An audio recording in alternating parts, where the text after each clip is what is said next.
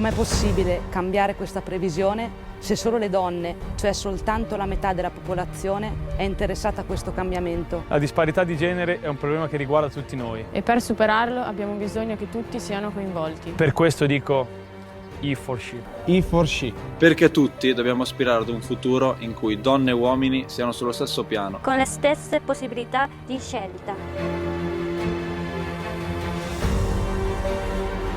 Non è che he for she, cioè lui per lei, sia il principe azzurro che ci deve salvare. He for She, perché è una battaglia che non può essere portata avanti solo dalle donne. Deve essere condivisa.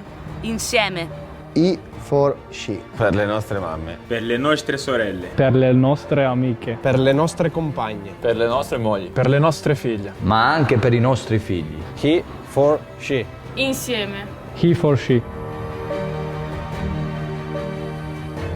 Se smettiamo di definirci l'un l'altro in base a cosa non siamo e cominciamo a definire noi stessi in base a chi siamo, possiamo essere tutti più liberi. E for She. Diamo un calcio agli stereotipi di genere. E for She. Basta pregiudizi. E for She. E for She. Insieme. He for She. E for She. E for She. E for She. He for She. Insieme.